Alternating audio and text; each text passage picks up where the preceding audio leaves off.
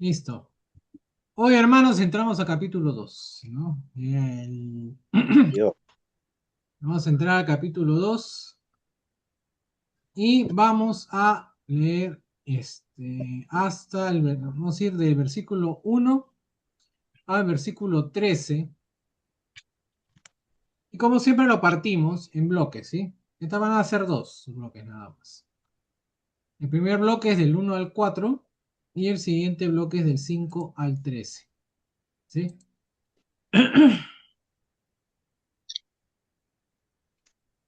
Menos mal que tomé un té caliente porque si no, imagínate, mi voz se hubiera ido. Es el día que está húmedo, creo yo. Bueno, espero que recuerden algunos de los conceptos que vimos el miércoles pasado. Sobre todo eso de la ley de la libertad, ¿no? Vamos a volver a tocar ese tema el día de hoy. Así que cualquier pregunta, consulta, opinión, están libres de interrumpir en cualquier momento, ¿sí? Obviamente interrumpir para comentar, no para otra cosa. Vamos a compartir pantalla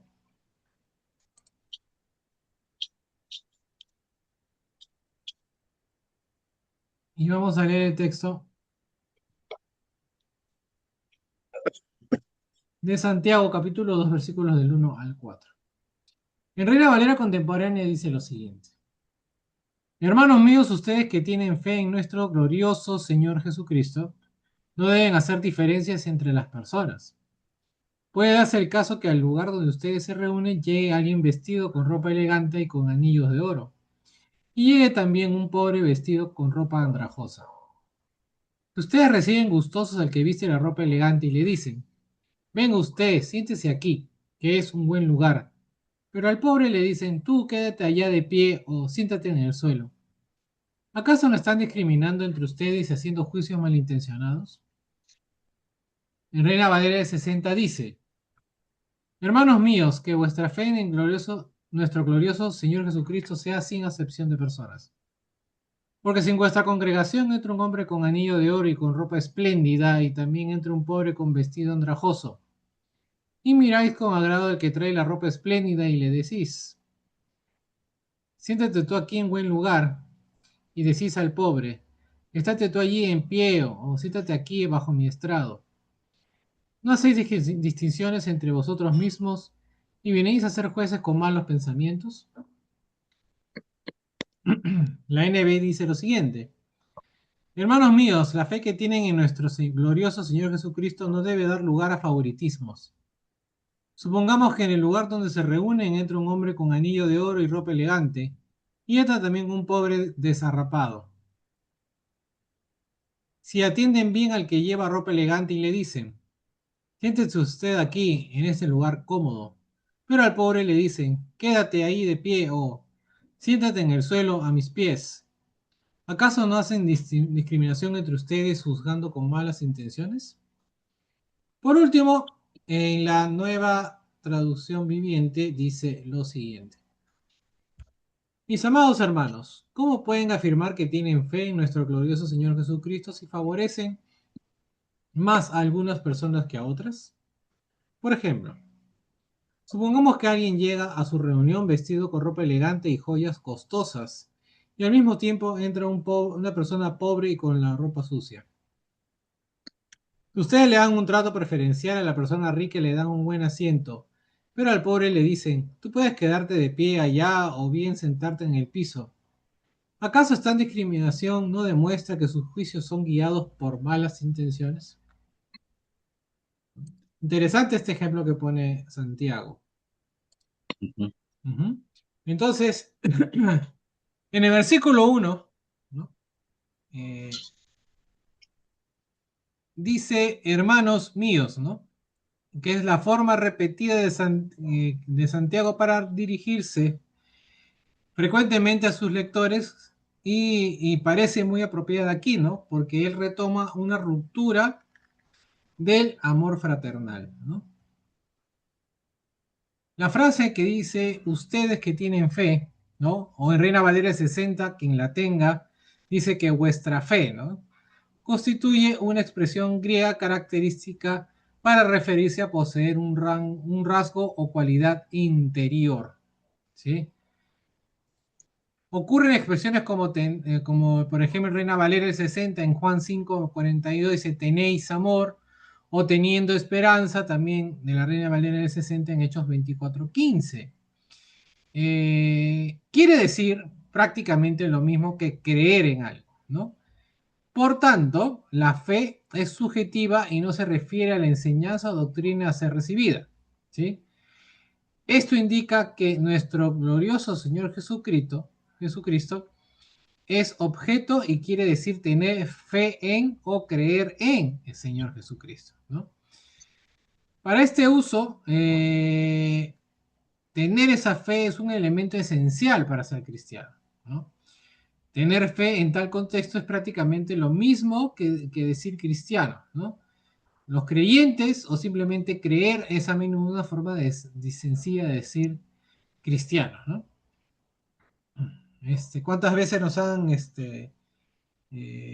cuando nos preguntan de nuestra confesión de fe, ¿eres creyente o no? Sí, soy creyente, ¿no? No es necesario a veces decir que soy cristiano, ¿no?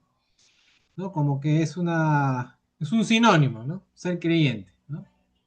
¿Sí? ¿Alguna vez la han usado? Les han preguntado si soy creyente, ¿no? Como antónimo de, como decir, como antónimo de ateo, ¿no? ¿Soy creyente o soy ateo, ¿no? Y creyente se entiende que es ser cristiano, ¿no? Entonces aquí a Jesús, en este versículo, se le describe como el glorioso Señor, ¿no? O como el Señor, la gloria, ¿no? La disposición de las palabras dificulta la decisión, ¿no? ¿Por qué? Porque ambos dan buen sentido. La primera expresión quiere decir que es el Señor del reino, de la gloria, o el Señor del resplandor, donde vive Dios, ¿no? Y se ha de interpretar como una aposición con el Señor Jesucristo, que quiere decir que Jesús, quien es la gloria, ¿no? Esta idea es de la identificación de Jesús, o la transferencia a él con la Shekinah, ¿no? Que es lo que se decía a la gloria de Dios en el Antiguo Testamento, ¿no? Eh, con la que su presencia fue representada en el tabernáculo del Antiguo Testamento. Si ustedes se acuerdan los pasajes de Éxodo y de Números, ¿no? En el tabernáculo, en el lugar santísimo estaba la presencia, ¿no? La gloria, o en este caso, la palabra en hebreo, la Shekinah de Dios, ¿no? ¿Sí? Entonces, la gloria del Señor, la gloria de Jesús, es la transferencia de esa, ¿no? De esa identificación hacia Jesús, ¿no? Ahora, algunas cosas son incompatibles con la fe en Jesucristo, ¿no? Juan enseñó que no se puede amar a Dios y aborrecer al hermano, ¿no? En primera de Juan dice eso. La fe en Jesús como Señor excluye ser parciales o hacer, en todo caso, diferencia entre las personas, ¿no? O como dice la Reina Valera, acepción entre personas, ¿no? Darle a Jesús la debida consideración como Señor que es requiere de una actitud correcta para con los hombres, ¿no? Entonces Santiago exige que los cristianos dejen de combinar la fe en Jesús con la actitud incorrecta para con los pobres, ¿no? En las escrituras, cuando dice la frase diferencia entre las personas, eh, en griego que podría decir también levantarle el rostro de alguien o recibirle con favor, y por lo tanto, ejemplo, ¿no? En Malaquías 1:8 leemos que dice este texto: ¿acaso piensan que ellos los aceptarán y que quedarán complacidos con ustedes? ¿No? Eh, entonces, luego llegó a querer decir mostrar favoritismo, ¿no?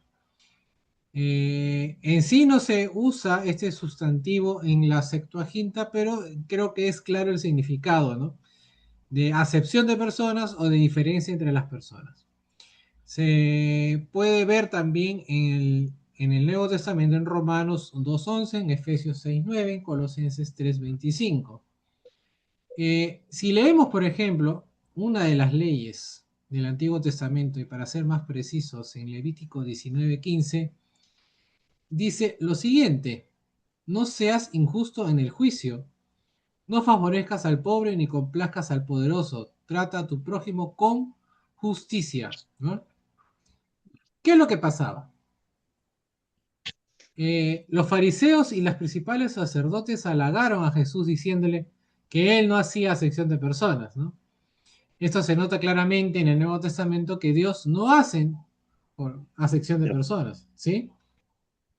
Por eso, los amos no deben amenazar, los esclavos no deben hacer el mal.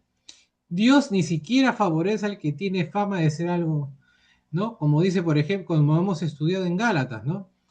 Dios juzgará con imparcialidad. Ahora, usando otra palabra con el mismo significado, Pablo le dice a Timoteo que debe tratar a los ancianos con imparcialidad, ¿no? Así, en todo caso, se ve la importancia del principio, ¿no? En el contexto, al jugar mal a las personas por las apariencias o con parcialidad, se le llama malos pensamientos, pecado o transgresión, ¿no? Santiago, por el contexto, está lidiando con el pecado de hacer acepción de personas en base a la riqueza. Eso en nuestros días, ¿no? En esos tiempos, podría ser lo mismo, ¿no? O podría ser posición social, ocupación, ¿no? Nacionalidad, ¿no? O en el peor de los casos por color, ¿no? Por raza, ¿no? Por una cuestión de racismo, ¿no? Y Santiago insistiría en que las distinciones de personas en la iglesia son pecados, ¿sí? En el versículo 2, Santiago dramatiza el pecado de la parcialidad con un ejemplo concreto, ¿no? Y este ejemplo concreto lo pone dentro de una acción dentro de la congregación, ¿sí? ¿No? Que podría pasar el día de hoy. Este ejemplo lo podemos trasladar exactamente igual al día de hoy, ¿no? El texto dice, el lugar donde ustedes se reúnen, ¿no? En el griego original la palabra es sinagoga, ¿no? ¿Qué es el término técnico para la congregación judía o una reunión de adoración? ¿Sí? Eh, el significado literal de la palabra no tiene en sí connotación religiosa, ¿sí? Eh, el uso aquí es para describir una congregación de cristianos. Debe verse probablemente como un reflejo de la situación en la que las iglesias, sobre todo las congregaciones que son judío-cristianas, ¿no? Todavía están estrechamente relacionadas con la sinagoga de los judíos y que no se hace gran distinción entre ellas, ¿sí? Eh, los judíos cristianos probablemente continuarían durante algún tiempo llamándoles a sus propias asambleas por sus nombres judíos. Ciertamente la sinagoga influyó mucho en las primeras iglesias. La organización de las iglesias locales con una pluralidad de ancianos parece haber sido heredada, ¿no? Y tomada de la sinagoga. Entonces no es extraño, ¿no? Que Santiago todavía utilice el término sinagoga, ¿no? En el griego, ¿no? En Reina Valera del 60, versículo 2, ¿cómo menciona? En el lugar donde se reúnen, al principio del versículo, sea quien tiene Reina Valera del 60.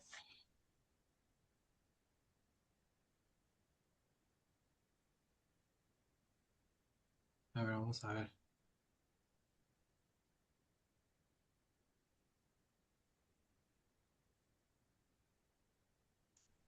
No dice Congregación, ¿no? congregación.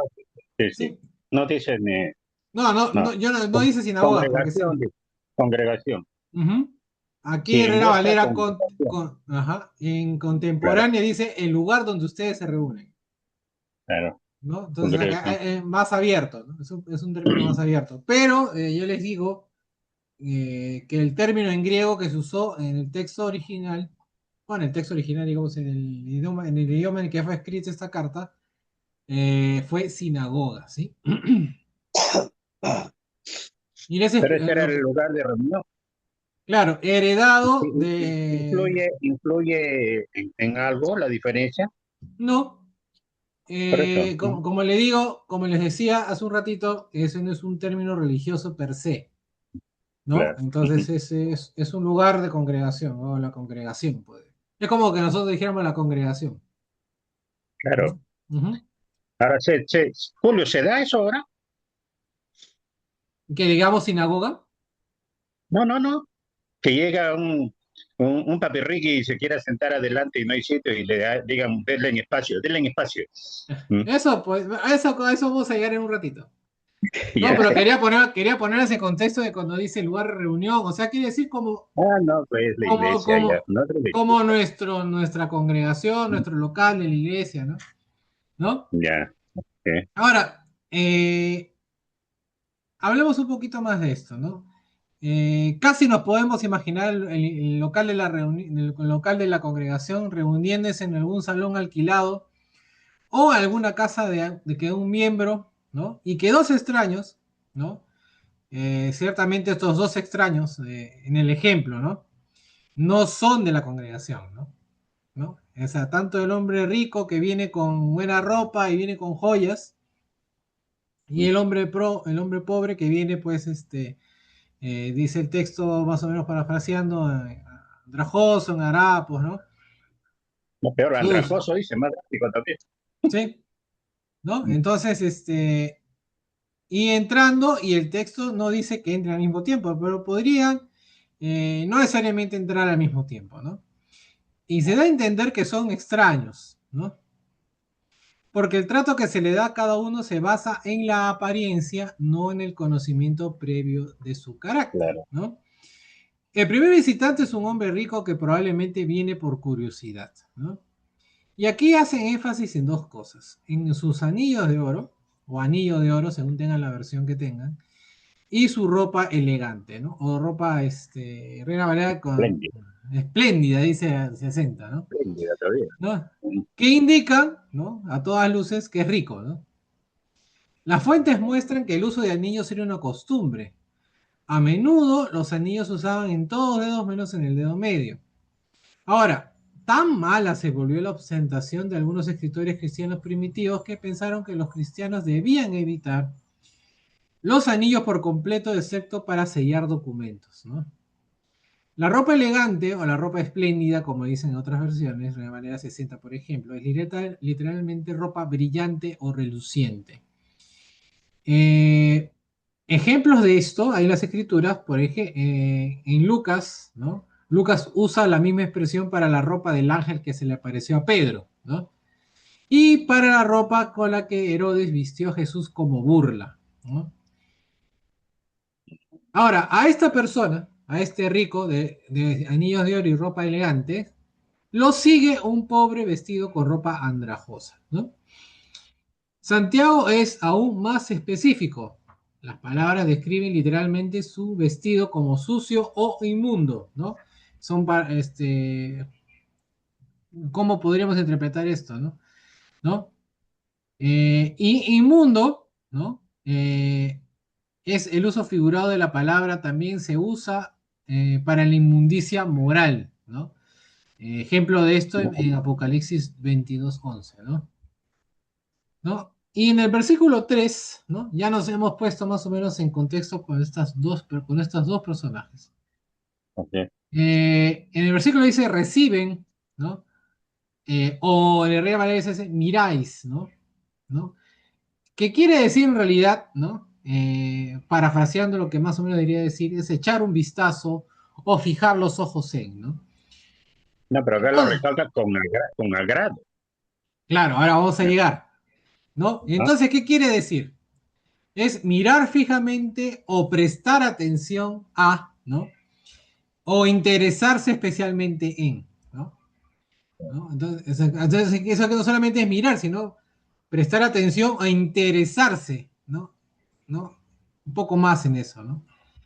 Eh, Aquí el verbo llama la atención sobre la fijación de los ojos de las personas en el visitante, Luego, sobre la atención especial que se le presta, ya que su vestimenta crea la impresión de que él es alguien, ¿no? Y digo alguien entre comillas, ¿no? ¿No? Es como cuando vemos a alguien en un traje elegante, ¿no? ¿Qué será esta persona importante, ¿no? ¿No? Pero de repente no lo es. Pero esa es la imagen, nos puede confundir, ¿no? Ahora, en todo caso, la sugerencia era de un cordial acogida. Nuestras fuentes mencionan la costumbre de designar asiento en las asambleas, ¿no? Ejemplos hay en Lucas y en Marcos, por ejemplo. Ahora, dejar a un visitante en pie, como pasa con el otro, con el hombre, con el pobre, en lugar de proporcionarle un asiento, incluso si algún miembro tenga que ponerse de pie, es una señal de descortesía entre la mayoría de las personas, ¿no? No lo digo que sea descortesía hoy, sino era descortesía ya en ese tiempo, ¿no? Ahora, tener que sentarse en el suelo a los pies de alguien es igualmente un desprecio, a menos que sea la sumisión voluntaria del alumno a su maestro, ¿no? Como ejemplo, en Lucas 8:35, la de María a los pies de Jesús, ¿no? Eh, el incidente que Santiago ha recreado es probablemente solo una forma típica en la que se mostraba la acepción de personas, ¿no? Puede que haya habido otras formas, ¿sí? Eh, en el versículo 4, y ya ir terminando este bloque, el verbo discriminando tiene el doble sentido de haber distinciones y de dudar o vacilar, ¿no? Se considera que el verbo es en el último sentido indica un espíritu de distinción de clases entre ellos que dividiría la iglesia. Un significado que se encuentra, por ejemplo, en Josefo y en Macabeos 4, que son libros no, Macabeos no es un libro canónico, y ni siquiera en la iglesia católica, pero sí en la iglesia cota, por ejemplo, el Septuaginta tiene 4 Macabeos, ¿sí? Y en el Nuevo Testamento, en Hechos 15:9, que dice, por ejemplo, Dios no hizo ninguna diferencia entre ellos y nosotros, ¿no? Y en 1 Corintios 4:7 que dice, ¿quién te hace superior? ¿No? También comparemos con el texto de Hechos 11:12, dice, el Espíritu me dijo que no dudara y los acompañara, ¿no? Entonces, quiere decir, discriminando, que existe una clara distinción entre lo que se piensa en un momento, lo que se profesa, ¿no? Lo que uno tiene, la fe que uno tiene, y lo que se piensa o hace en otro, la práctica, ¿no? Tú puedes profesar una fe, ¿no? Y hacer todo lo contrario, ¿no? Eso es perfectamente, eh, eso es realmente fácil, fácil que haya podido pasar, ¿no? Es entonces una forma de vacilar, dudar o titubear. Ese significado del verbo parece haber sido usado por primera vez en el Nuevo Testamento. Cualquiera de los significados del verbo está bien documentado y se ajusta al contexto.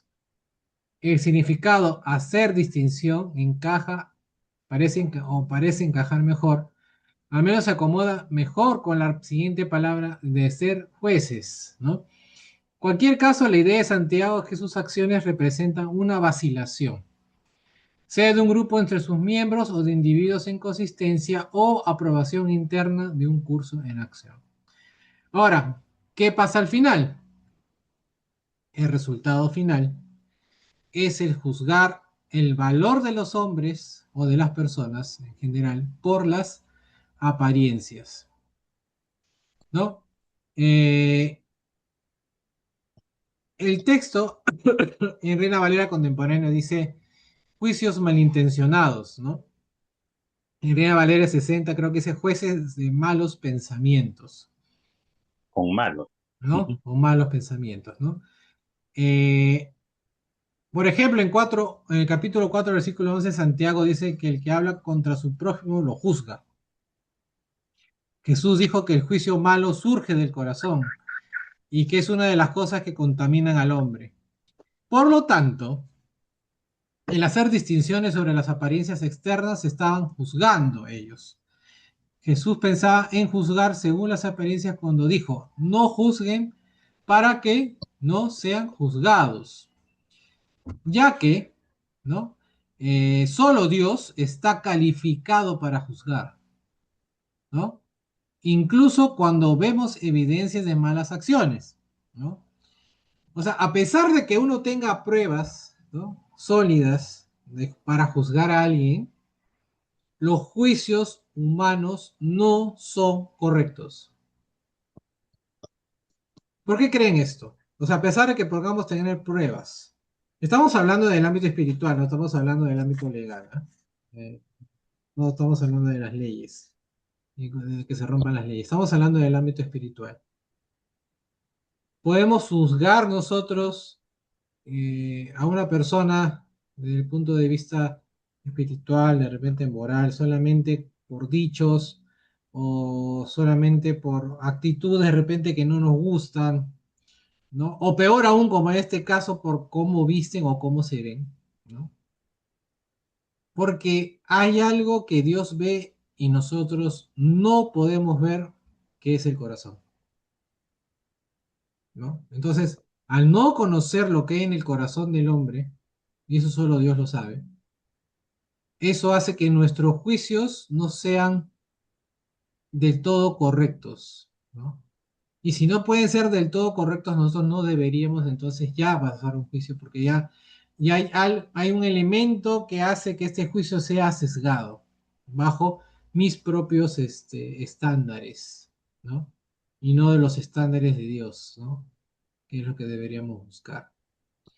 Entonces, los juicios basados, regresando al ejemplo que usa Santiago, en basados en el tipo de vestimenta que se usan, son aún menos juiciosos, ¿no? O sea, son peores, ¿no? Y por lo tanto, son malos y pecaminosos, ¿no?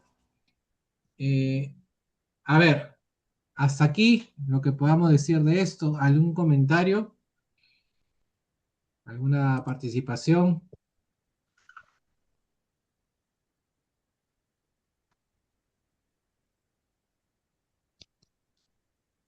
Esa frase que dice los últimos serán los primeros en una parte de la Biblia es por lo mismo, ¿no?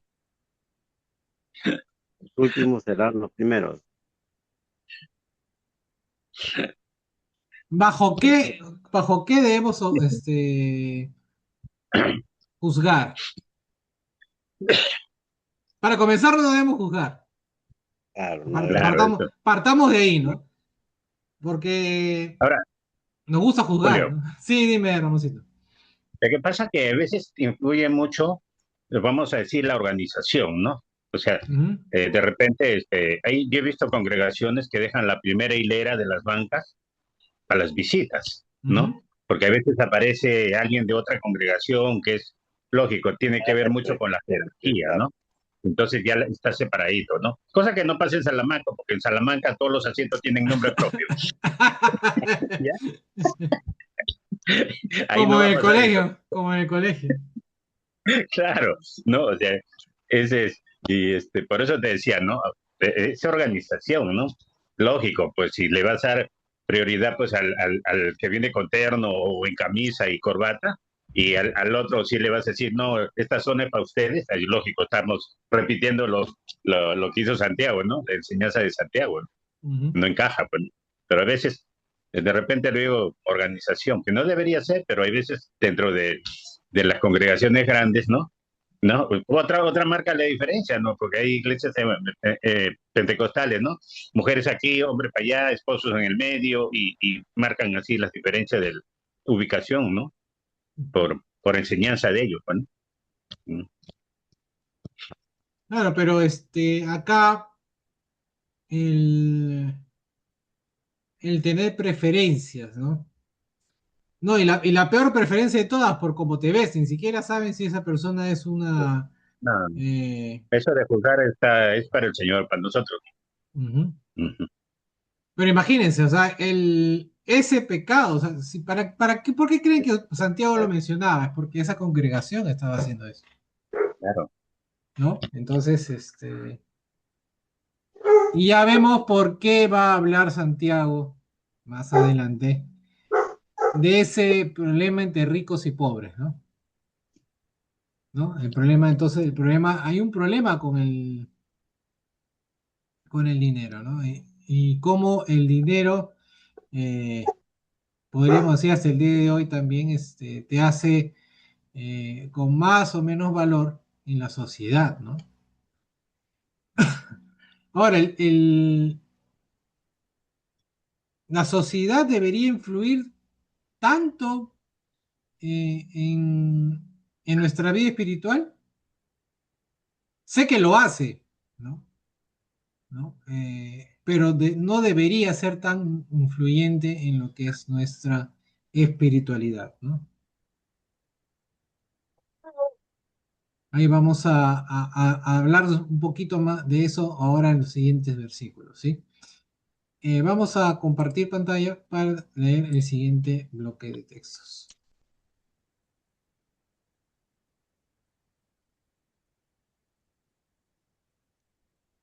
Entonces ahora vamos a Santiago 2, capítulo 2, versículos del 5 al 13, que dice en Reina Valera contemporánea: Amados hermanos míos, escuchen esto. ¿Acaso no han escogido Dios a los pobres de este mundo para que sean ricos en fe y herederos del reino que Él ha prometido a los que lo aman? Pero ustedes han despreciado a los pobres. ¿Acaso no son los ricos quienes los explotan a ustedes, perdón, y quienes los llevan ante los tribunales? ¿Acaso no son ellos los que blasfeman contra el precioso nombre que fue invocado sobre ustedes? Bien harán ustedes en cumplir la ley suprema de la Escritura: amarás a tu prójimo como a ti mismo. Pero si ustedes hacen diferencia entre una persona y otra, cometen un pecado y son culpables ante la ley. Porque cualquiera que cumpla toda la ley, pero que falle en un solo mandato, ya es culpable de haber fallado en todos. Porque él dijo: no cometerás adulterio. También dijo: no matarás. Es decir, que alguien puede no cometer adulterio, pero si mata, ha violado la ley. Hablen y vivan como quienes van a ser juzgados por la ley que nos da libertad. Pues los que no tienen compasión de otros, tampoco se les tendrá compasión cuando sean juzgados, porque la compasión prevalece sobre el juicio, ¿no? Por eso le decía que, recordando un poco lo que es la ley de la libertad, ¿no? Acá lo voy a volver a tocar. En Reina Valera 60 dice lo siguiente: hermanos míos amados, oíd. ¿No ha elegido Dios a los pobres de este mundo para que sean ricos en fe y herederos del reino que ha prometido a los que le aman? Pero vosotros habéis afrentado al pobre. ¿No os oprimen los ricos y no son ellos los mismos que os arrastran a los tribunales? ¿No blasfeman ellos el buen nombre que fue invocado sobre vosotros? Si en verdad cumplís la ley real, conforme a las escrituras, amarás a tu prójimo como a ti mismo. Bien hacéis. Pero si hacéis acepción de personas, cometéis pecado y quedáis convictos por la ley como transgresores. Porque cualquiera que guardare toda la ley pero ofendiere en un punto, se hace culpable de todos. Porque el que dijo: no cometerás adulterio, también ha dicho: no matarás. Ahora bien, si no cometes adulterio, pero matas, ya te has hecho transgresor de la ley. Así hablad y así haced, como los que habéis de ser juzgados por la ley de la libertad. Porque juicio sin misericordia se hará con aquel que no hiciere misericordia, y la misericordia triunfa sobre el juicio. Creo que la Real Valera está un poco más, Real 60 está un poco más enredado, ¿no? Por el tema del lenguaje. Vamos a ver con el NBI, ¿sí? Escuchen, mis queridos hermanos. ¿No ha escogido Dios a los que son pobres según el mundo para que sean ricos en la fe y hereden el reino que prometió a quienes lo aman? Pero ustedes han menospreciado al pobre. ¿No, no son los ricos quienes los explotan a ustedes y los arrastran ante los tribunales? ¿No son ellos los que blasfeman el buen nombre de aquel a quien ustedes pertenecen? Hacen muy bien si de veras cumplen la ley suprema de la Escritura: ama a tu prójimo como a ti mismo. Pero si muestran algún favoritismo, pecan y son culpables, pues la misma ley los acusa de ser transgresores. Porque el que cumple toda la ley pero falla en un solo punto, ya es culpable de haberla quebrantado toda. Pues el que dijo, no cometas adulterio, también dijo, no mates. Si no cometes adulterio, pero matas, ya has violado la ley. Hablen y pórtense como quienes han de ser juzgados por la ley que nos da libertad. Porque habrá un juicio sin compasión para el que actúe sin compasión. La compasión triunfa en el juicio. Por último, la nueva traducción viviente dice, escúcheme, amados hermanos. ¿No eligió Dios a los pobres de este mundo para que sean ricos en fe? ¿No son ellos los que heredarán el reino de Dios prometió el reino que Dios prometió a quienes lo aman? Pero ustedes desprecian a los pobres. ¿Acaso no son los ricos quienes los oprimen a ustedes y los arrastran a los tribunales? ¿Acaso no son ellos los que insultan a Jesucristo cuyo noble nombre ustedes llevan? Por supuesto, hacen bien cuando obedecen la ley suprema tal como aparece en las Escrituras. Ama a tu prójimo como a ti mismo. Pero si favorecen más a algunas personas que a otras, cometen pecado. Son culpables de violar la ley. Pues el que obedece todas las leyes de Dios menos una es tan culpable como el que desobedece todas. Por el que el mismo Dios que dijo, no cometas adulterio, también dijo, no cometas asesinato. Así que si ustedes matan a alguien, pero no cometen adulterio, de todos modos han violado la ley. Entonces, en todo lo que digan y en todo lo que hagan, recuerden que serán juzgados por la ley que los hace libres. No habrá compasión para quienes no hayan tenido compasión de otros. Pero si ustedes han sido compasivos, Dios será misericordioso con ustedes cuando los use. ¿No?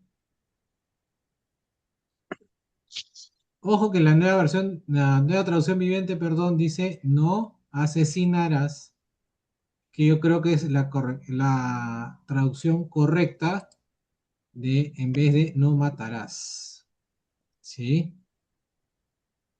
Porque uno puede matar en defensa propia y no es un asesinato, ¿no? Después vamos a hablar de las diferencias. O alguien ya de repente ya tiene claro en su cabeza qué es la diferencia entre asesinato y matar, ¿no? Entonces, en el versículo 5 se presenta la prueba de que el actuar de los lectores es incorrecto, ¿no? Como sospechábamos, ¿no? Siempre que un apóstol, ¿no? Escribe, ¿no? Sobre un tema en específico, es porque ese tema en específico es practicado, ¿no? O es un problema en la congregación destino de esa carta, ¿sí? Entonces, el favoritismo o el favoritismo de la congregación a la que está dirigida, o las congregaciones, ¿no? Entendiendo que Santiago es una carta general, ¿no? Es incompatible con la actitud de Dios para con los hombres y también con la actitud de los ricos mismos para con el pueblo de Dios. Ahora pensemos como los judíos, ¿no? El judío, ¿no? En ese tiempo y hoy está seguro, ¿no? Y en ese tiempo estaba seguro de que era el pueblo elegido de Dios, ¿no? ¿No? El judío es el elegido de Dios. Detrás del pensamiento está la idea que no fue ningún mérito o riqueza intrínseca la que causó esta selección, sino la promesa de que Israel cumplió el propósito de Dios en la fe de ellos, ¿no?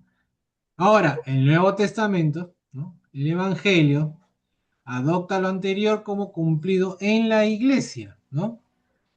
Entonces, por lo tanto, los cristianos ahora son los elegidos de Dios, ¿no? Entonces, es evidente una falta de orgullo mundano en el cumplimiento que dice.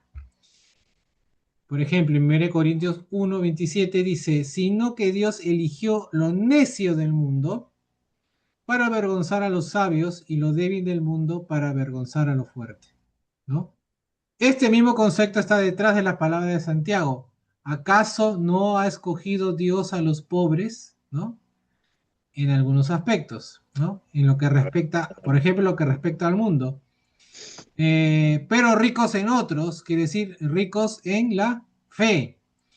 Y estas personas que son pobres, pero ricas, o sea, pobres en el sentido, eh, desde el punto de vista mundano, o sea, no tener no, comodidades ni dinero ni nada, pero desde el punto de vista espiritual, ricos en la fe, eh, son los escogidos de Dios, ¿no?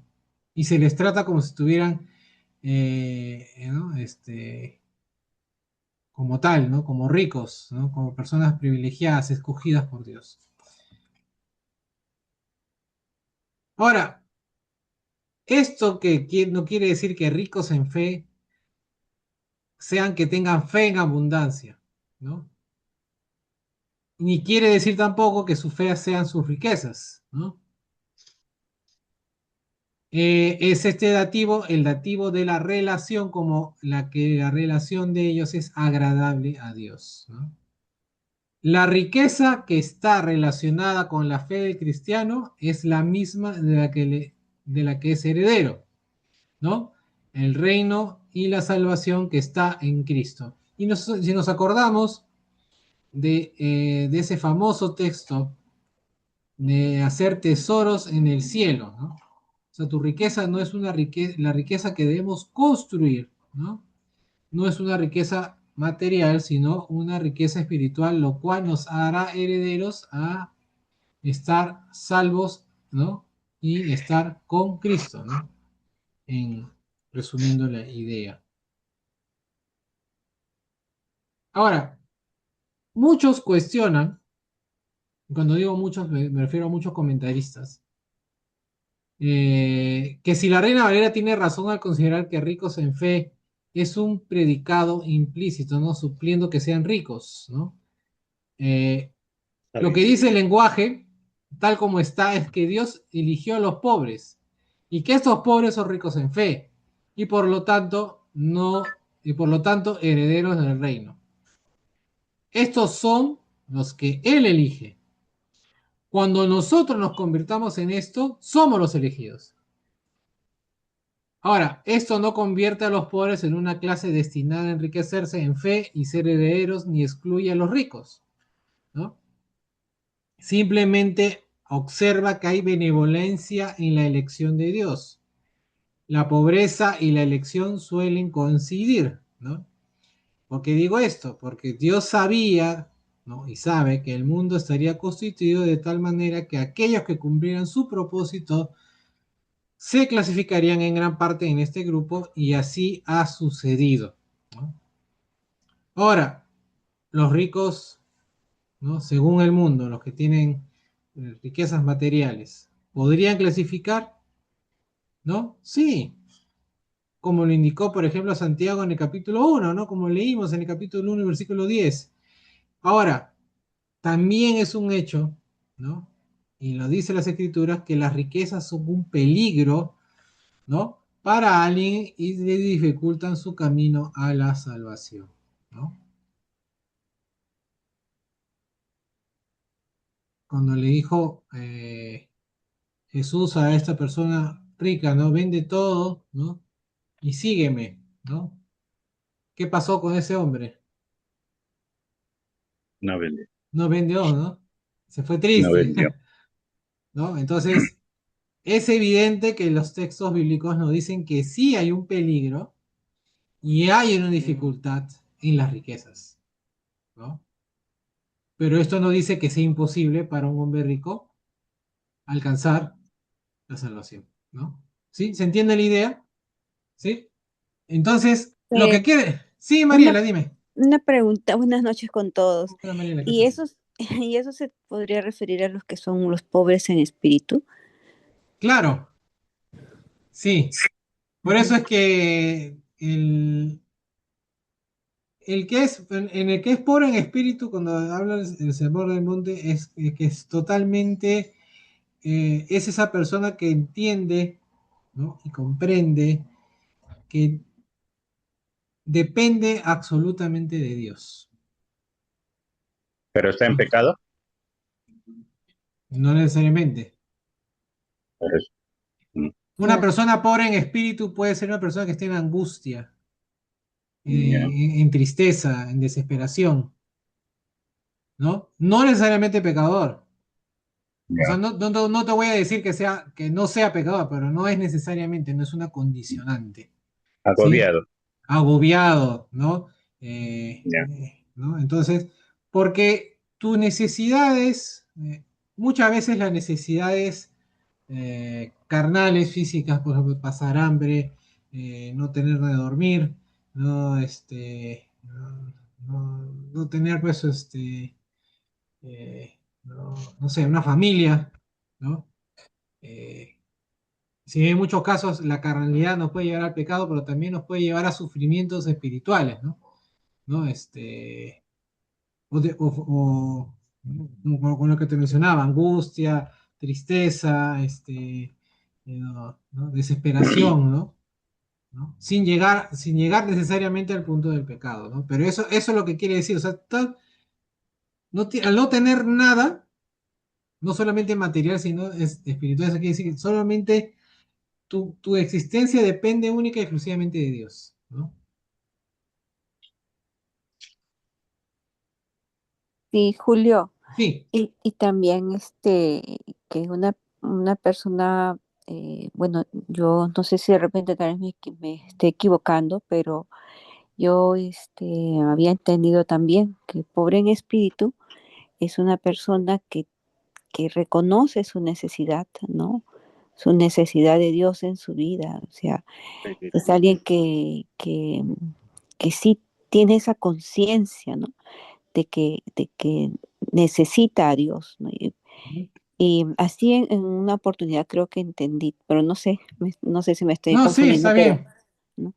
Ujú, Muy aparte que de repente sí puede estar pasando por alguna circunstancia difícil, que a veces sí, claro, se puede presentar, porque cuando estamos pasando por tribulaciones es cuando nosotros nos damos cuenta realmente que necesitamos a Dios. Pero también puede ser una persona, digo, que dentro de todo, ¿no? Realmente vea que necesita a Dios, ¿no? Para poder, ¿no? Actuar, vivir. ujú. ¿No? Ese es. Sí. Ahora, vamos a regresar al ejemplo de hace un ratito, ¿no? Eh, lo que quiere decir Santiago es bastante claro en realidad, ¿no? Del ejemplo de los dos visitantes al servicio, ¿quién creen que ustedes que sea más probable que sea cristiano? ¿No? El pobre, ¿no? Que sea cristiano y sea heredero del reino celestial. Sin embargo, los cristianos miran tanto las apariencias mundanas que favorecen al otro hombre, ¿no? ¿Y por qué digo los cristianos? Porque son los que están dentro de la congregación, los que reciben a este hombre desconocido, ¿no? Y le dan una atención especial sin conocerlo solamente por cómo está vestido, ¿no? Ahora, no es que deban ser descorteses o que nosotros debamos ser descorteses, ¿no? Ni con uno ni con el otro, pero tampoco debemos deshonrar, ¿no? Especialmente al pobre. Al maltratar a los pobres se está maltratando al mismo tipo de personas que ellas son, ¿no? De ahí, por ejemplo, Santiago pasa a la forma en que los ricos generalmente tratan a los cristianos, ¿no? Entonces ahí hay un sesgo particular de Santiago de tocar este tema entre ricos y pobres, y lo va a seguir tocando adelante, más adelante en la carta. Ahora, en el versículo 6, la acción de la iglesia al mostrar parcialidad y darle al rico un buen asiento y hacer que el pobre esté de pie o se siente en el suelo, simplemente por su pobreza habrían despreciado a los pobres, ¿no? Y despreciado, que es un significado posible, ¿no? Dentro de todos los significados que pueda tener la palabra original en griego, eh, pero por etimología y uso la palabra generalmente tendría que haber sido deshonrar o mostrar falta de respeto, ¿no? Eh, en el verbo, o sea, quiere decir que es insultar o degradar, ¿no? La palabra pobre es un uso genérico de sustantivo singular con que el artículo no simplemente este hombre pobre, sino el pobre como tal, ¿no? Ahora, hay otras palabras que el texto menciona que es bueno examinar. Por ejemplo, explotan, ¿no? El verbo explotan, que quiere decir dominar o ejercer poder sobre, ¿no? Y casi siempre en un mal sentido.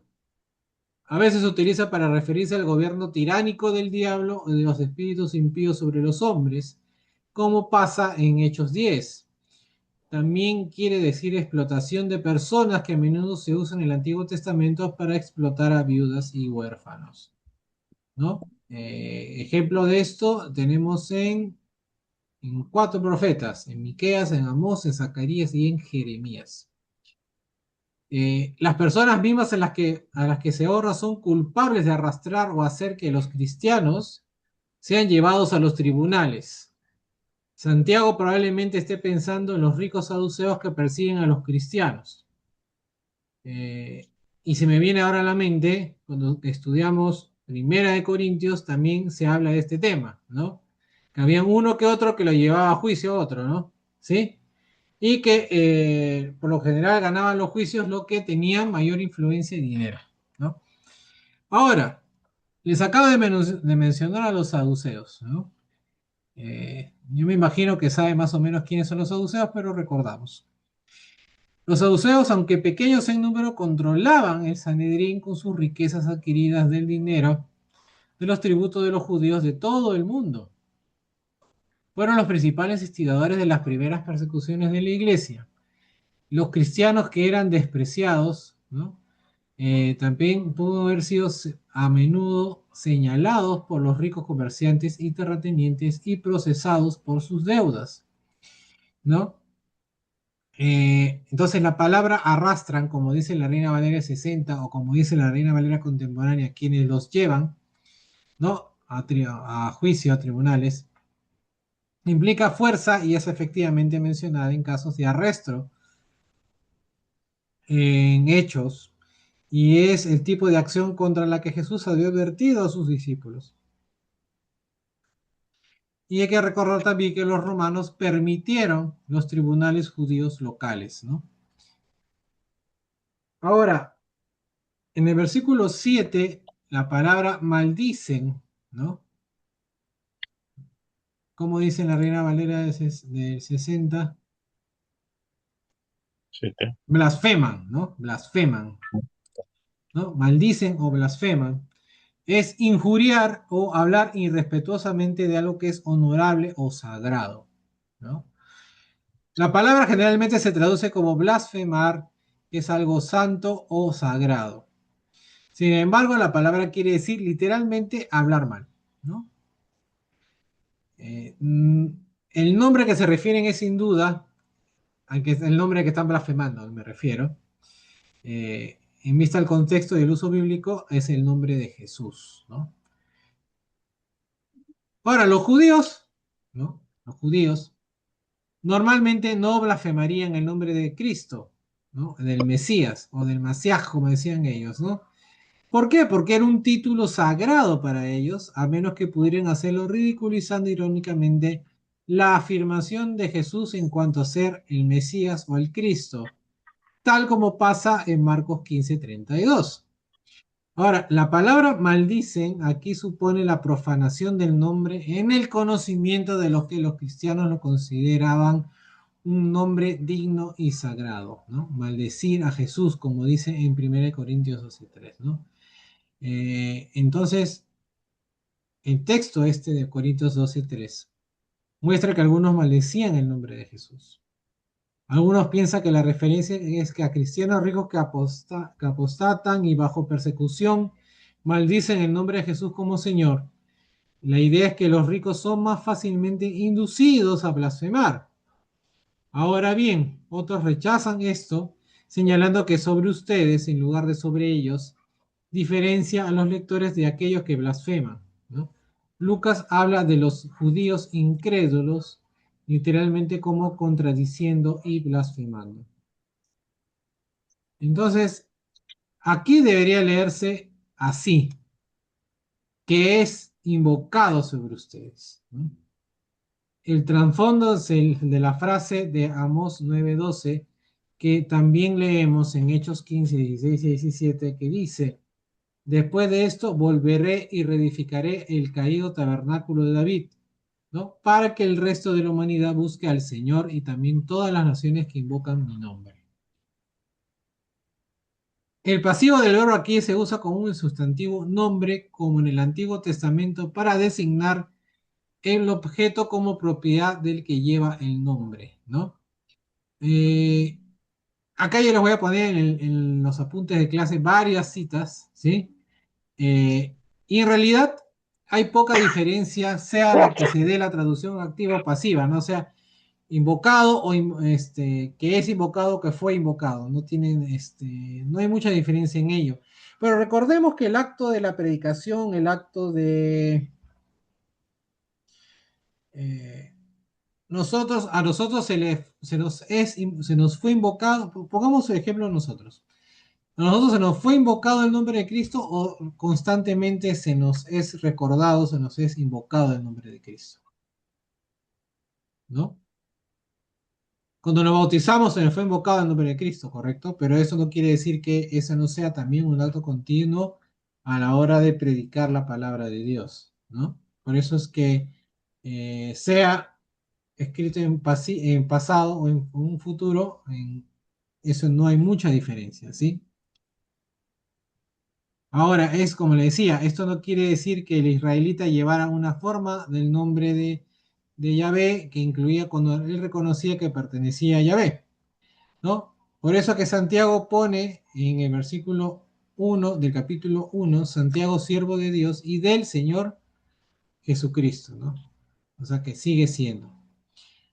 Ahora, en vista de este trasfondo, la probabilidad es que de que la referencia sea a la invocación del nombre de Jesucristo sobre el creyente en el bautismo, en el nombre de Jesucristo, porque nosotros todos nos hemos bautizado, ¿no? Creo que todos somos bautizados en el nombre del Padre, del Hijo y Espíritu Santo, ¿no?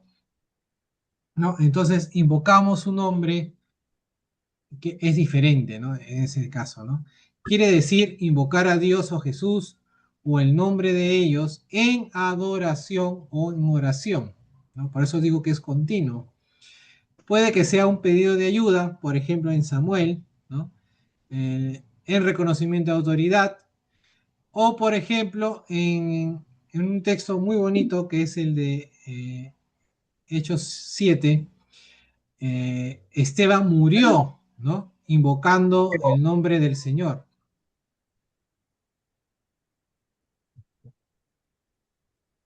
Y sus palabras reales fueron en el texto Jesús, Señor Jesús recibe mi espíritu, ¿no? Entonces el concepto permanece a menudo.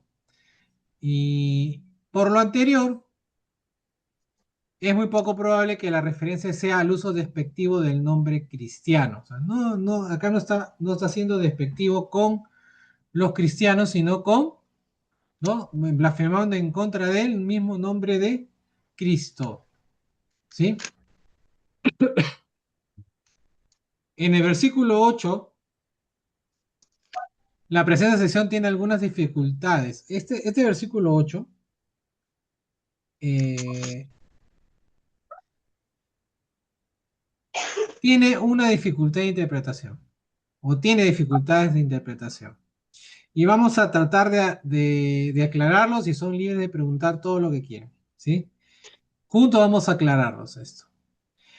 Eh, el sentido parece ser el siguiente. Santiago anticipa que algunos de sus oyentes justificarán que mostrarán favor a los ricos refiriéndose al mandamiento que decía que el judío había de amar a su prójimo como a sí mismo. Ahora, puede ser que Santiago supiera que esto ya se estaba usando como excusa, ¿no? ¿No? ¿Por qué tratas mejor al rico? No, pues yo tengo que amar a todos, ¿no? ¿No? Tengo que amar al prójimo como a mí mismo, ¿no? Esa era la excusa, ¿no? O la interpretación que le podíamos decir es que Santiago sabía de esta excusa, ¿no? Entonces, Santiago estaba demostrando que tal intento fracasa como justificación de la acción sobre la base de que no cumple toda la ley, ¿no? Entonces Santiago identifica la ley real, ¿no? Que es donde dice la Reina Valera del 60, la ley le hay, o la ley suprema, como dice la Reina Valera contemporánea, como resumida en amar al prójimo, ¿no? ¿Y por qué, no? ¿Y por qué se le llama la ley suprema, no? Es por su importancia trascende entre las leyes del Antiguo Testamento, ¿no? El dicho de Jesús de que este era el segundo, como ama al Señor tu Dios con todo tu corazón, ¿no? ¿No? Jesús diría, ¿no? ¿Cuáles son, no? ¿Cómo se resume la ley de los profetas, ¿no? Ama al Señor tu Dios con todo tu corazón, con toda tu fuerza, con todo, ¿no? Con todo tu mente, con todo tu ser. Y dos, ama a tu prójimo como a ti mismo, ¿no? Sí, esas eran las dos máximas de la ley, ¿no? Con eso se resumía toda la ley y los profetas, ¿no? Entonces, de todas formas, se apela a la ley del amor como primera importancia, ¿no? A amar a tu prójimo como a ti mismo. Ahora, los críticos de Santiago están diciendo, seguramente una acción que cumpla con tal ley no podrá estar mal, ¿no? Santiago no tiene problemas con el cumplimiento de la justicia de la ley. El Nuevo Testamento tampoco nunca los ha tenido, ¿no? Lo que era moralmente correcto bajo la ley es una expresión de la voluntad de Dios y es el objeto de logro bajo el Evangelio. Hay poca diferencia entre la moralidad de la ley y la del Evangelio, ¿no? O sea, entiéndase, si tú cumples los 10 mandamientos, ¿no? Estás contradiciendo la ley de la gracia o la ley de la libertad, como decimos. No, ¿verdad? ¿No? Aunque sí hay, ¿no? Una diferencia en la aplicación, ¿no? Ahora, si realmente estuviéramos tratando de cumplir con el concepto del amor tal como lo establece la ley, lo estaríamos haciendo de manera excelente, ¿no? ¿Por qué? No tendríamos que hacer, por lo tanto, acepción de personas, ¿sí? Y de eso va a hablar el versículo 9. Entonces Santiago asumió que la acepción de personas, hacer diferencia entre personas, estaba presente en ellos, así como había asumido que estaba intentando cumplir la ley real, ¿no? O la ley de la libertad, la ley del amor, ¿no? ¿Sí? Ahora, la diferencia entre una persona y otra había sido demostrada a favor de los ricos. La excusa involucraba a los lectores en una inconsistencia que Santiago continúa explicando. ¿Por qué? Porque él va a decir en el texto, cometen un pecado, ¿no? En otras palabras, les está diciendo, practican el pecado, ¿no? Y entonces los está haciendo culpables directos de pecar, ¿no? Porque no es lo mismo que tú cometas un pecado que tú practiques el pecado, porque en lo segundo hay intencionalidad. ¿Se entiende? Todos somos pecadores, ¿no? Todos pecamos de una forma u otra, por omisión, ¿no? Sin querer, ¿no? Eh, producto de nuestro carácter, de nuestra carnalidad, sea como sea, ¿no? Que lo sabemos, con nosotros los cristianos a veces lo tomamos a la ligera, pero a veces no deberíamos tomarlo tan a la ligera, ¿no? Pero, por ejemplo, si yo decido, pienso, planeo que voy a pecar, entonces yo no cometo un pecado, ya no solamente cometo un pecado, ya me hago practicante del pecado, ¿no? Entonces, hacer acepción de personas era prohibido, ¿no? En el mismo capítulo que habla del amor al prójimo, ¿no? Por ejemplo, en Levítico 19:15 dice, no seas injusto en el juicio, no favorezcas al pobre ni complazcas al poderoso, trata a tu prójimo con justicia, ¿no? Entonces, este concepto de hacer acepción de personas ya se sabía, ¿no? No es que, eso es un concepto nuevo para mí, que ahora soy cristiano, no, no, se sabía. que no se debe favorecer ni a uno ni al otro. Entonces, así la ley señala que al hacer acepción de personas como un transgresor, ¿no? O sea, apelando a la ley, pecado es lo único que se puede llamar a su actuar para con los pobres, ¿sí? Ahora, el versículo 10 también es un versículo difícil de entender, ¿no? Pero acá está la clave. Y interpretémoslo de la siguiente manera. Establece el principio que da validez al primer argumento. La observancia de toda la ley es vana como cuestión de justificación a menos que se guarde perfectamente. ¿Se acuerdan que este concepto lo vimos en Hebreos? ¿No? Si vas a hacer la ley, ¿no? Si tú quieres ser juzgado bajo la ley, tienes que cumplirla todita la ley, ¿no? A pie puntilla, ¿no? Yo puedo hacer. Porque, porque si no la cumples toda, ya fallas, ¿no? Teo, ¿Sí? teo. Entonces, el verbo fallé, ¿no? Que dice aquí en el texto, como, que también va a salir en Santiago 3:2, quiere decir pecar, ¿no? La frase es un punto que quiere decir un precepto o un mandamiento, entendiéndose, ¿no? Así, ¿no? Si fallas en un punto, si fallas en un precepto, si fallas en un mandamiento, ¿no? Entonces, si fallas en eso, ¿no? Ya esa persona es culpable de haber fallado en todos, ¿no?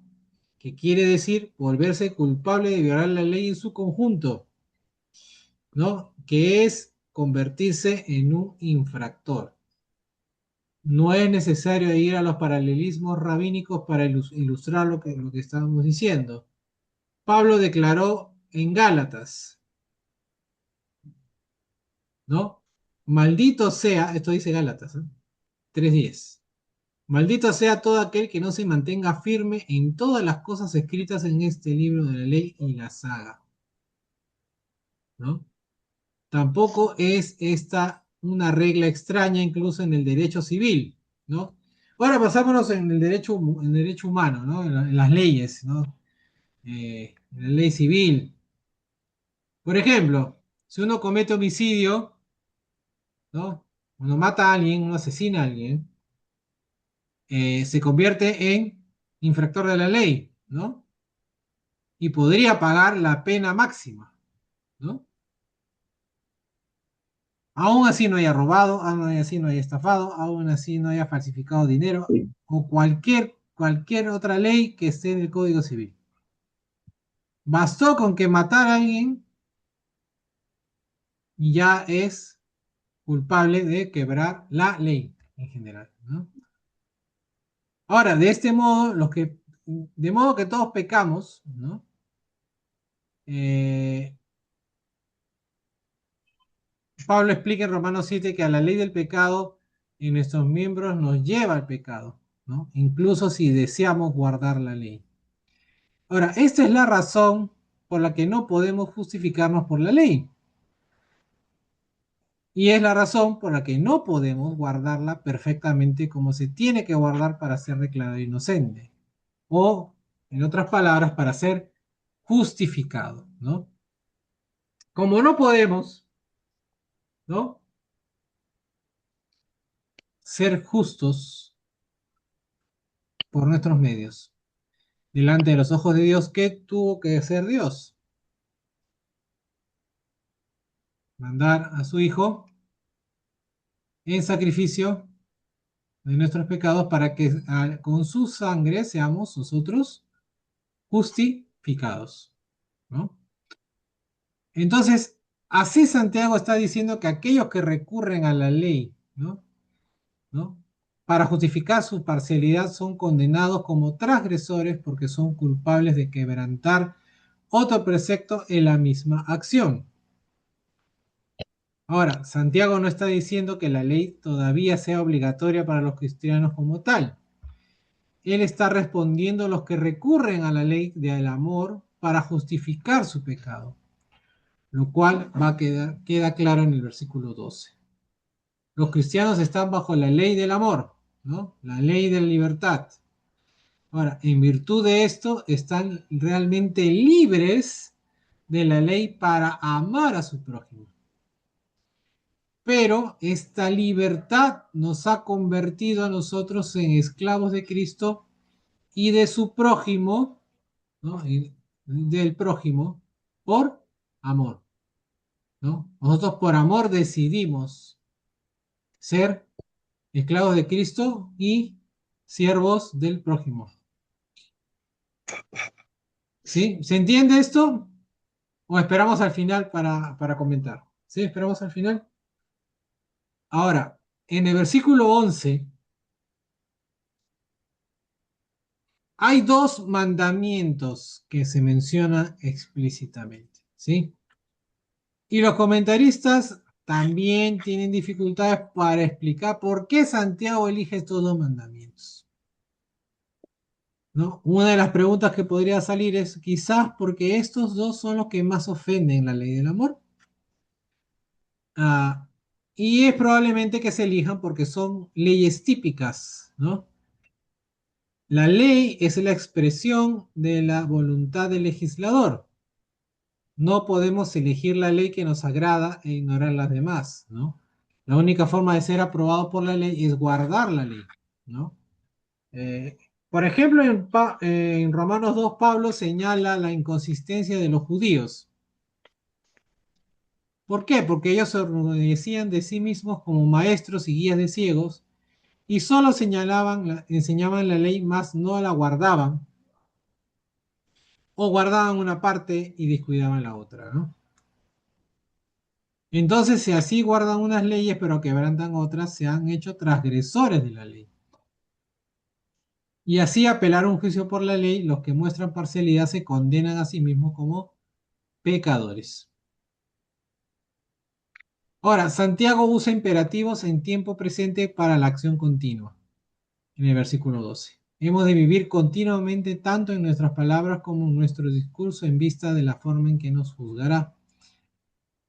Jesús enfatizó la urgencia de la vida cristiana, ¿no? El cristiano espera al Señor en cualquier momento, ¿no? ¿Quién nos dice que en 5 minutos venga el Señor? ¿Sí? El Señor no va a avisar, no hay día, no sabemos ni la fecha ni la hora, ¿sí? Tiene que estar, el cristiano tiene que estar listo en cualquier momento para dar cuenta. En el momento en el que el mundo no lo espera, vendrá el Señor, ¿no? ¿Lo tenemos claro eso? Sí, ¿verdad? Ahora, el texto bíblico dice, quienes van a ser juzgados, se refiere a cosas que ciertamente sucederán. En una de las construcciones favoritas para expresar decretos o lo que era fijo por necesidad, la palabra juzgados aquí no quiere decir, como en algunos otros pasajes de Santiago, condenados, sino que quiere decir ser confrontado por el juez para ser juzgados como culpables o justificados según la ley. Los cristianos, nosotros, entendemos que hemos de ser juzgados por el Evangelio de Jesucristo, ¿no? Ahora, la ley que nos da libertad, o la ley de la libertad, como dice la Reina Valera 60, es una referencia a la descripción de la palabra de verdad, o la palabra implantada, como la ley de la libertad, ¿no? Parece más probable que Santiago repita su referencia a este término a modo de contraste con la ley o prueba que están proponiendo los culpables de hacer acepción de personas, ¿no? Había insinuado que justificaban su actuar recurriendo a la ley real del Levítico 19:18. Santiago ha respondido mostrando que esa disposición es parte de la totalidad de la ley judía, que incluía los 10 mandamientos. La justificación bajo esa ley exige una acción coherente con el cumplimiento de toda la ley y no se puede simplemente elegir cuál guardar e ignorar las demás, ¿no? O en otras palabras, esta ley me gusta más que otra, ¿no? Yo no, o como suele pasar, no, esta ley no es muy coherente o no es muy práctica, bajo los estándares de moral que tengo yo, los estándares de moral que tiene la sociedad, ¿no?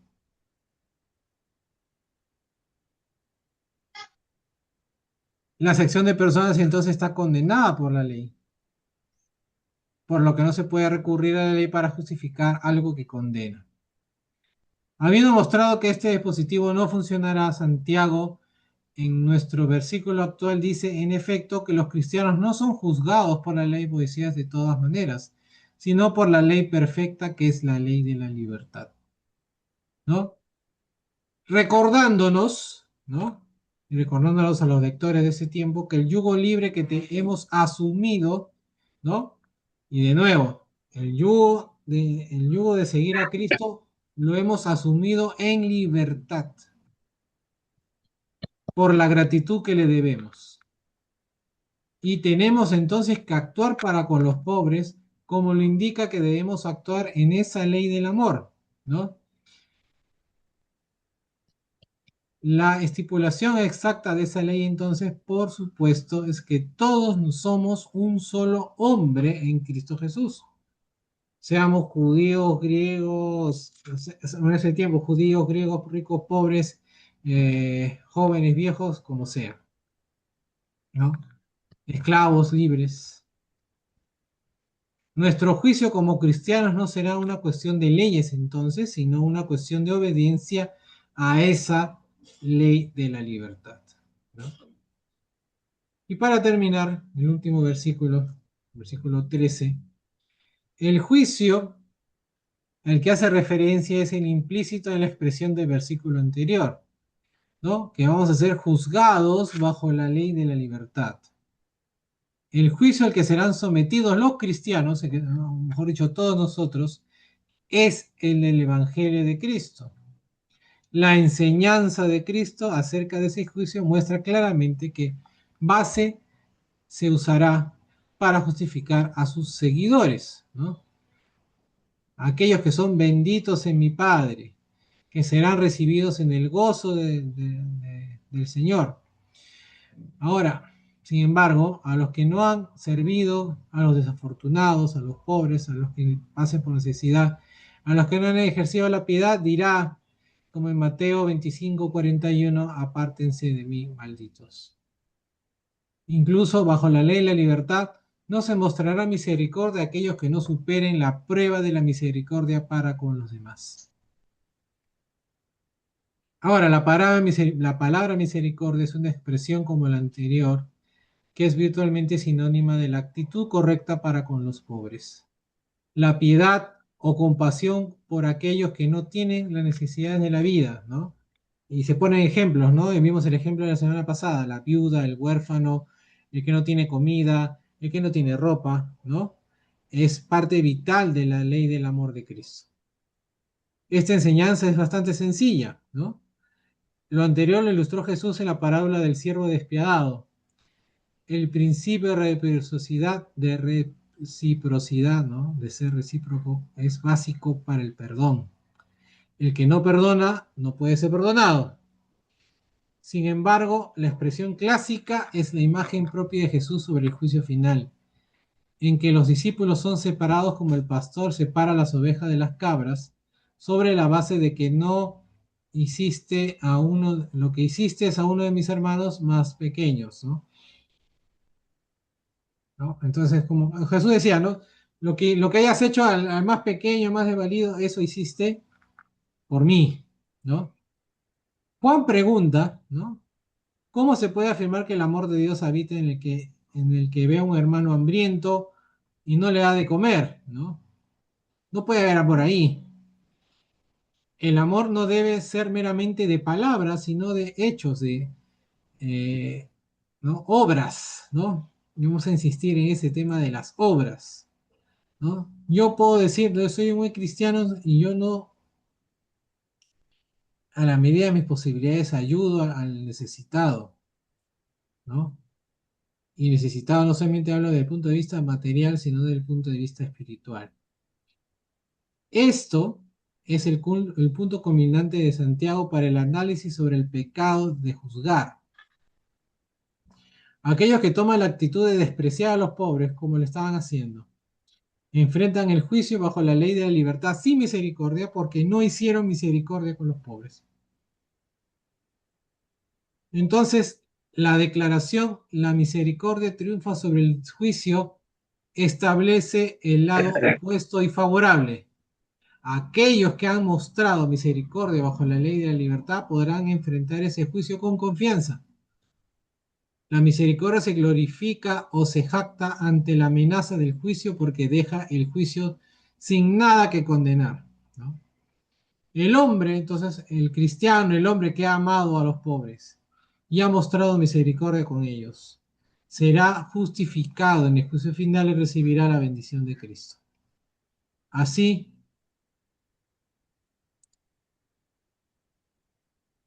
así,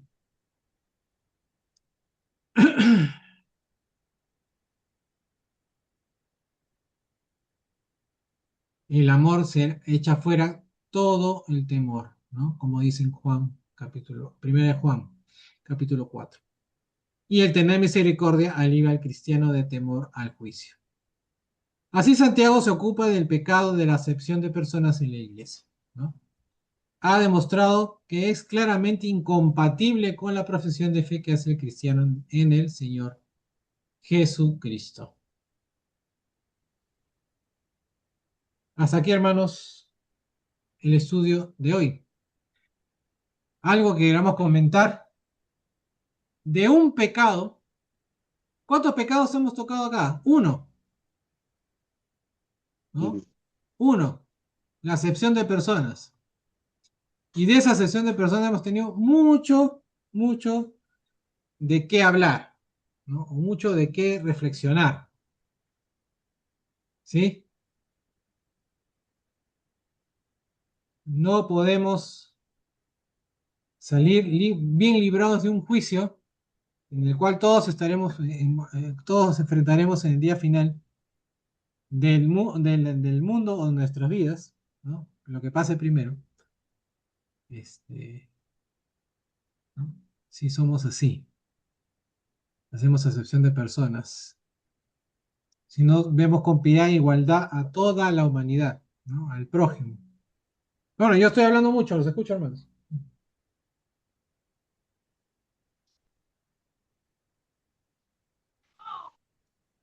Julio, Sí, sí, Larito.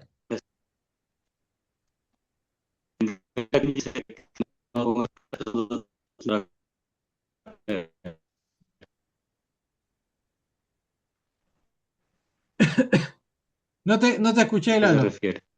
No te escuché.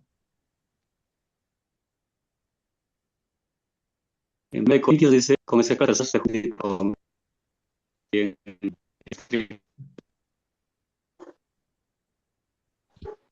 A ver, si lo. Se te escucha así entrecortado, Lalo. A ver, ponlo por el chat, a ver si lo podemos,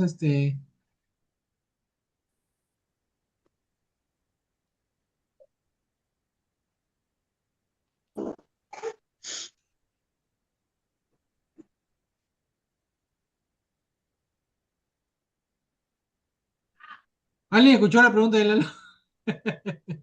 No, Se te escucha bien entrecortado, Lalito.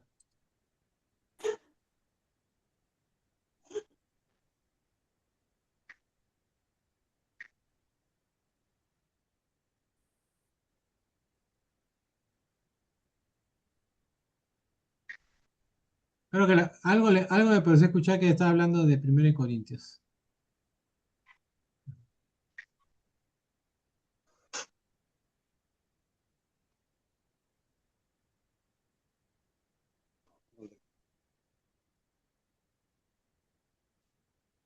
¿Alguien más tiene otra pregunta? A ver, mientras Lalo va, en el chat, Lalo, en el chat como no se te escucha bien en el chat, puedes ahí preguntar, cosas. Julio, Sí, dime, Ramón. a ver, es coincidencia de que en ¿dónde está? en el 11 diga por qué él dijo no cometerás Adulterio. adulterio.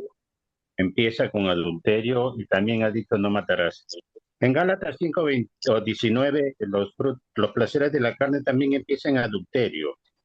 ¿Coincidencia o es que siempre hay el pecado que sobresalía sobre todas las cosas? Esos son, como les comentaba, ¿no? Hay una controversia de por qué se usa estos dos, ¿no?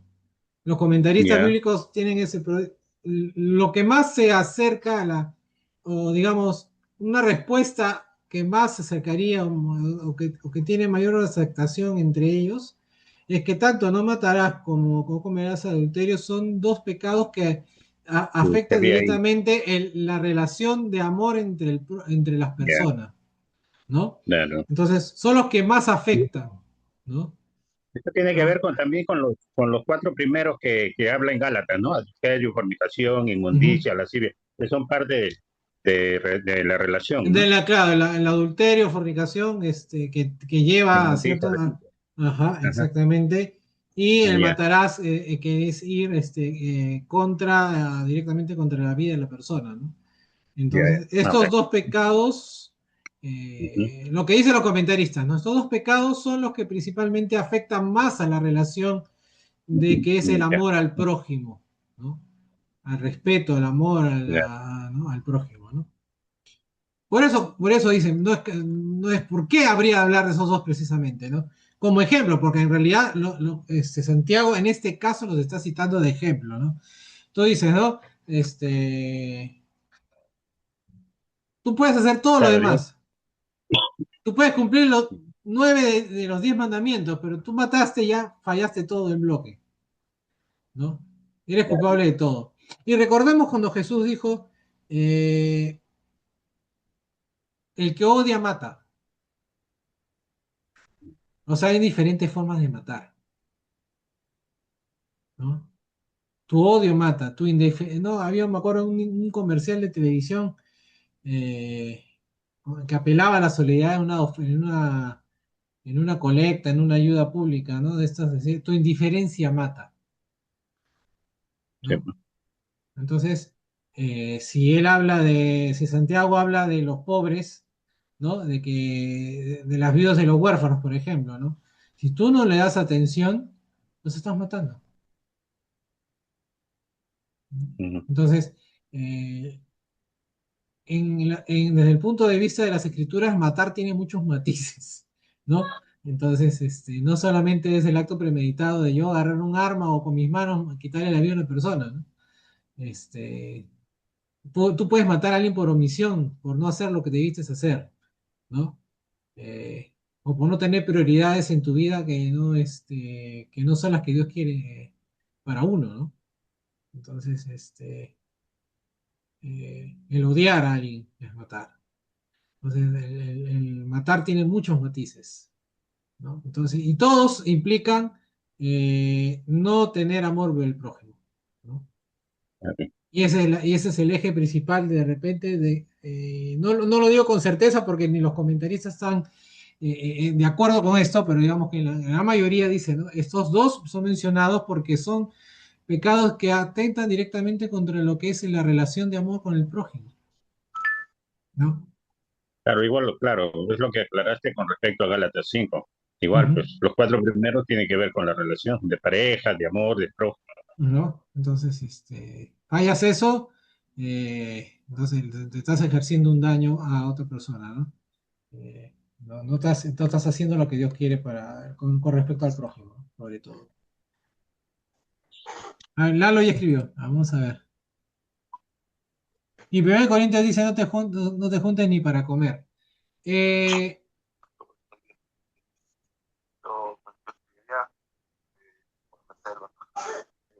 en 1 Corintios hay ¿Cuál es es un el caso, texto? ¿te acuerdas en 1 Corintios que hay uno que amonestaban ¿Cuál y que es el después, texto, Julio? no, menciona Lalo un texto de 1 Corintios, que dice que te acuerdas cuando decían, cuando esta persona ya peca, entre comillas lo suspendían, lo expulsaban de la congregación. y le decían que con esta persona ya no te juntes ni para comer, ¿no? Cuando pasa eso, ¿no? Déjame, y a los que llevamos 1 Corintios hagamos un poco de memoria. Cuando pasó esto, esta persona era entregada y confrontada a su pecado, ¿no? Para que veas como en un espejo, así como nosotros, como decíamos, nosotros tenemos la ley del amor, la ley como un espejo, en el cual debemos vernos y ver qué cosas estamos haciendo bien y qué cosas estamos haciendo mal. En este caso específico de 1 Corintios que dice no te juntes ni para cometer, esa persona que es en extremo expulsada, relegada de la congregación. Y si nos acordamos de ese pecado que era bastante grave dentro de la congregación, era para que al ver su pecado reflexione, ¿no? Y esto no quiere decir que esa persona sea expulsada, nunca más se le hable en la vida, ¿no? Eh, sino que esta persona sea pues confrontada con su pecado. ¿Sí? Tiene que haber, y tú de repente te preguntarás, ¿no? ¿Qué piedad, qué misericordia hay cuando a uno le expulsan de la iglesia? Pero bueno, esos son casos en extremo, ¿no? Y no es por castigo en realidad, sino para que esta persona eh, Cholo. se dé cuenta de lo que estaba haciendo, ¿no? Ese me ha caído mi cajita. Ya, gracias. No sé si respondí bien tu pregunta, Lalo. De repente el domingo me vuelves a atacar.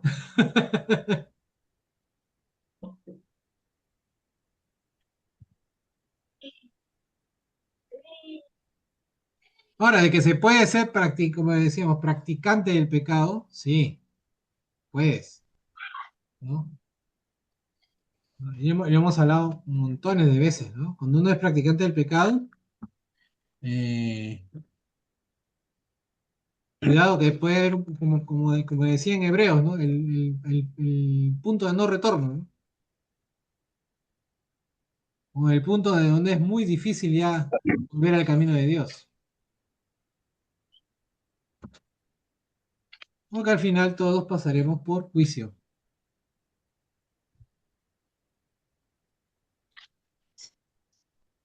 ¿Alguien más tiene alguna pregunta?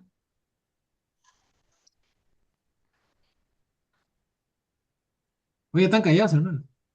Estaba pensando.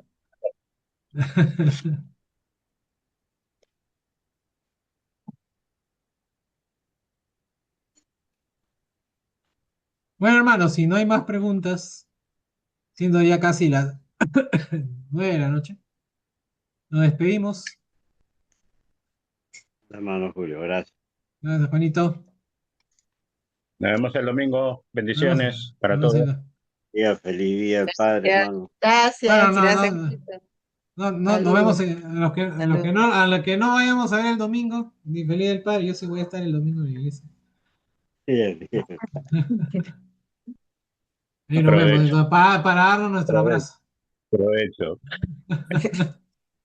aprovecho lo que nos ven el domingo. Manden, manden desayuno al tamal. Cuídense, Mis bendiciones. hermanos, ahora les Chao, mando el Julito, texto. gracias. Igual, Gracias, cualquier Julito. pregunta, cualquier cosita, estamos siempre conversando, ¿no? Listo. Mm, ya, ok. Nos vemos. Gracias. Saludos. Saludos. Chao, saludos por casa. A Chao. todos.